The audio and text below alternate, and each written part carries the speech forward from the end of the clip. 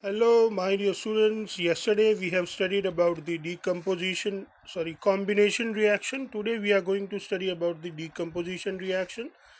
The type of reaction in which single reactant decomposes to give more than one product. Such reaction is called the decomposition reaction. Decomposition is exactly opposite to combination.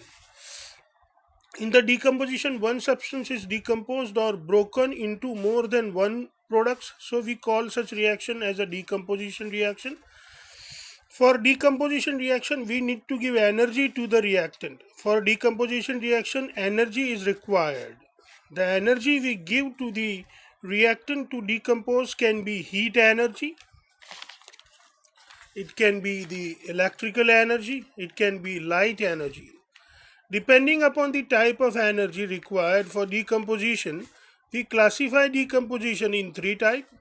First, thermal decomposition. Second, electrochemical decomposition, also called electrolysis. And then the third one, which is known as the photochemical decomposition. We study all this type of decomposition one by one.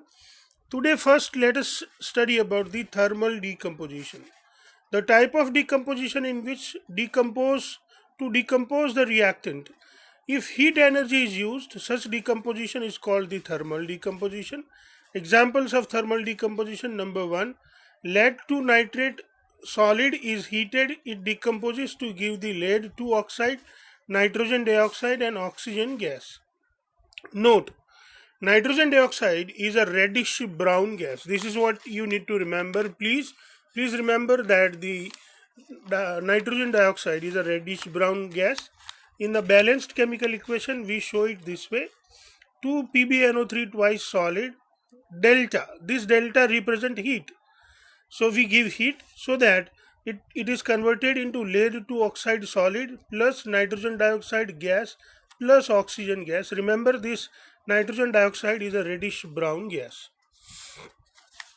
Then we have the next example. Iron 2 sulfate, a green colored solid also called ferrous sulfate, when heated it gives iron 2 oxide, sulfur dioxide and sulfur trioxide gas.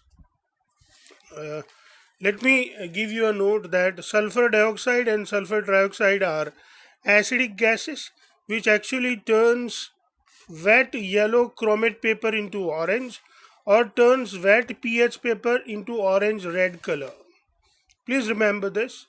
Iron 3 oxide is yellowish white solid. So you can see here that we have green colored solid, which is the iron 2 sulfate, or which is also known as the ferrous sulfate.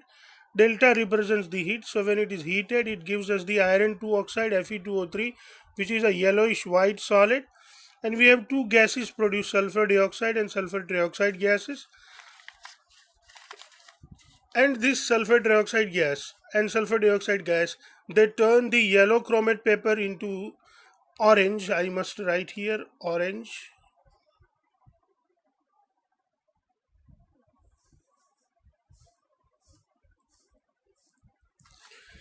and they turn pH paper to orange red color, and therefore these gases are the acidic gases. Please remember and learn, my dear students. Then we have the third one. Marble, granite or stone, etc. are majority of the chemical containing calcium carbonate, CaCO3. We write it CaCO3. Calcium carbonate, which is when heated, it gives us calcium oxide and carbon dioxide. You can see here calcium carbonate, if it is heated, it gives us calcium oxide and carbon dioxide. This carbon dioxide turns lime water milky. So this is the test for the identification of the presence of the carbon dioxide. Carbon dioxide gas produced when passed through the transparent lime water. The lime water turns milky in this test to identify the presence of carbon dioxide. In all the three example chemical reaction what you have seen, you can easily observe that a single or one reactant gives more than one product, and thus these kind of reactions are known as the decomposition reaction. I hope, my dear students, you are enjoying. Happy learning.